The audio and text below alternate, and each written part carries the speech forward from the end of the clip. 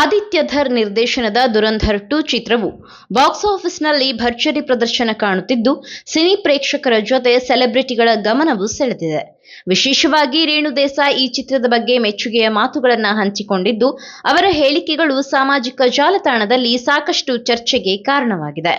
ಪವನ್ ಕಲ್ಯಾಣ್ ಅವರ ಮಾಜಿ ಪತ್ನಿ ಹಾಗೂ ನಟಿಯಾಗಿರುವ ರೇಣು ದೇಸಾಯಿ ಈ ಚಿತ್ರವನ್ನ ವೀಕ್ಷಿಸಿದ ಬಳಿಕ ತಮ್ಮ ಇನ್ಸ್ಟಾಗ್ರಾಂ ಸ್ಟೋರಿಯಲ್ಲಿ ಅಭಿಪ್ರಾಯ ಹಂಚಿಕೊಂಡಿದ್ದಾರೆ.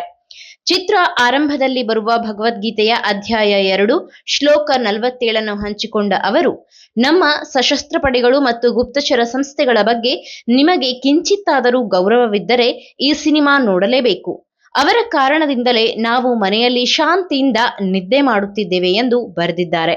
ಇದೇ ವೇಳೆ ಚಿತ್ರದ ಒಂದು ಪ್ರಮುಖ ದೃಶ್ಯವನ್ನು ಹಂಚಿಕೊಂಡಿರುವ ರೇಣು ದೇಸಾಯಿ, ಅದರಲ್ಲಿ ಭೂಗತ ಲೋಕದ ಡಾನ್ ದಾವೂದ್ ಇಬ್ರಾಹಿಂ ಪಾತ್ರದ ಸಂಭಾಷಣೆಯನ್ನ ಉಲ್ಲೇಖಿಸಿ ತಮ್ಮ ರಾಜಕೀಯ ನಿಲುವನ್ನ ಸ್ಪಷ್ಟಪಡಿಸಿದ್ದಾರೆ.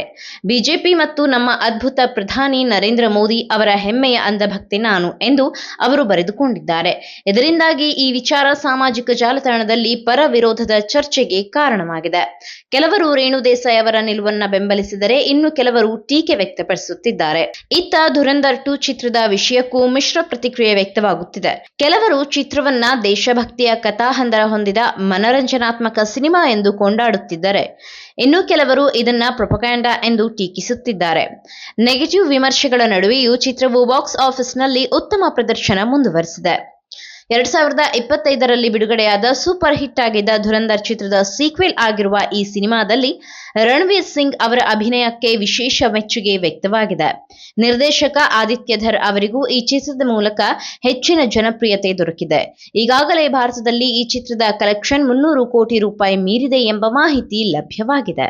ನೀವು ಸಣ್ಣ ಆಗ್ಬೇಕಲ್ವಾ? ಅದು ಒಂದು ಉತ್ತಮ ಆಹಾರದಿಂದ ಸಣ್ಣ ಆಗ್ಬೇಕಲ್ವಾ? ಪ್ರತಿದಿನ ನಮ್ಮ ಜೀನಿ ಸ್ಲಿಮ್ ನ ಯೂಸ್ ಮಾಡಿ ಯಾವುದೇ ಸೈಡ್ ಎಫೆಕ್ಟ್ ಇಲ್ದಂಗೆ ನೀವು ಸಣ್ಣ ಆಗ್ತೀರಾ.